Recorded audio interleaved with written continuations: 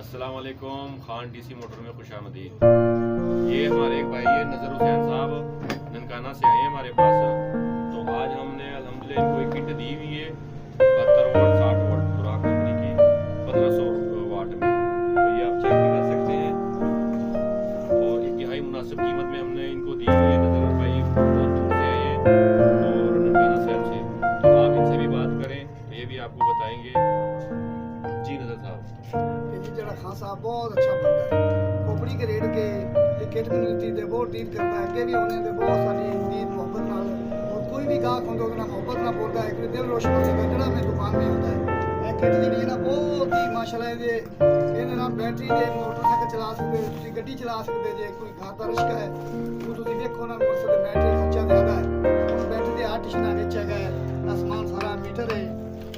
आ देखो बड़ा अच्छी क्वालिटी ना देगा और खोपड़ी रेट में। अपने इलाके का नाम दसो। मेरा ननकाना साहब इलाका है, 10 रुपये स्टाफ है मेरा। अपना सकना मोहम्मद वाला पिंड है बस ठीक है, तुम्हारा उन्होंने ठीक है। तो आज दिखाऊं लगा अच्छा वाह वाह आ देखो ना जी, ए नाल तुसी मोटरसाइकिल ते फिट कर सकते जी।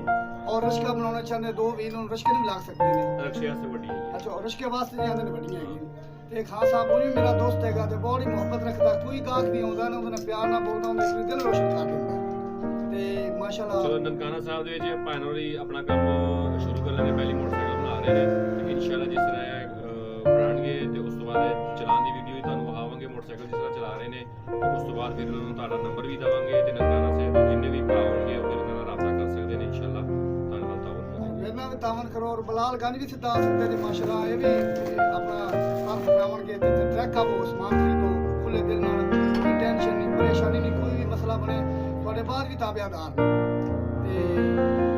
अच्छा दोस्तों, इसके अलावा हमारे पास यूज़ में भी हबें हैं, ये आप देख रहे हैं, पड़ी हुई हैं।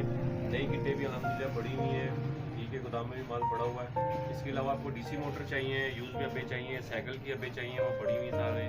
तो आप नंबर पर रब्ता कर सकते हैं, आपको नंबर नज़र आ रहा है डिस्क्रिप्शन में। तो इंशाल्लाह मुनासिब रेट में आपको यूज़ भी और नई भी जो है ना आपको मिलेगी।